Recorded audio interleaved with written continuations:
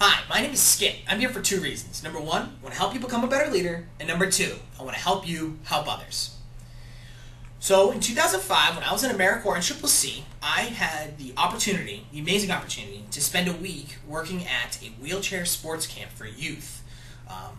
And at this wheelchair sports camp, it was entirely volunteer driven, entirely run by donations. Kids from all over the country came to participate in these sports.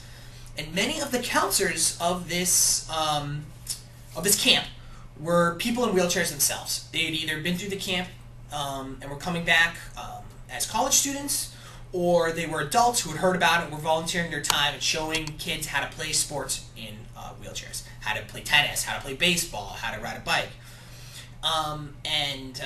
It was really cool because you could see these kids looking up to these other people in wheelchairs who were fully functioning adults, living independently, and some of them even own their own businesses, these sporting businesses. And they were athletes. And this was something that the students, these little kids from first grade up to high school, the little kids maybe hadn't necessarily seen before. And so it was really powerful for them and got them fired up to be more active. So it was really, really a cool opportunity. Now, one of the counselors was a young woman, and she was in her 20s, and she was attractive, she was well-spoken, and she was, during the orientation, was like, listen up, this is going to be fun, we're here for these kids to play sports, if they need help, they'll ask for it, just have fun, and treat them like any other kid. I know a lot of you have done this before. I hadn't done it before, so I was very anxious and nervous. She said, just have fun, and if anything ever comes up, feel free to talk to one of us. We can help you through it. It's like, okay, cool. She's got my back. All right. So the next day we come in, and I end up seeing her. Like I said, she was pretty cute, so I was looking for her, and I saw her, and she had a T-shirt on that said, if you see me walking, remind me that I can't use my legs. I was like, whoa, okay.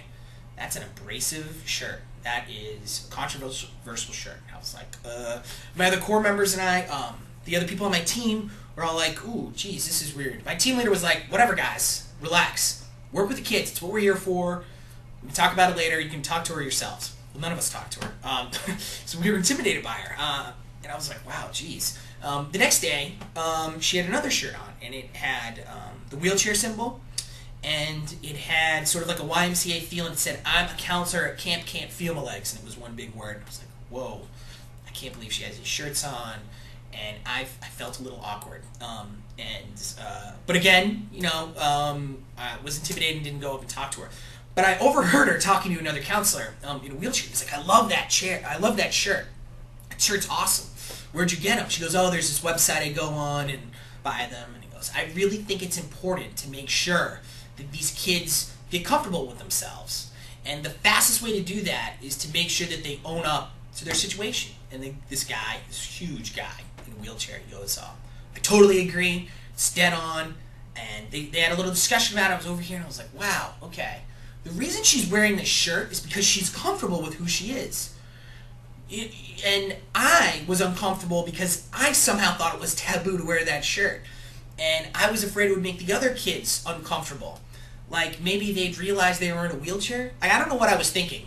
Clearly, those students, while they might have challenges because they're isolated in their situation, in their school, they also were comfortable with themselves, as much as a teenager is comfortable with themselves. And they were trying to become athletes.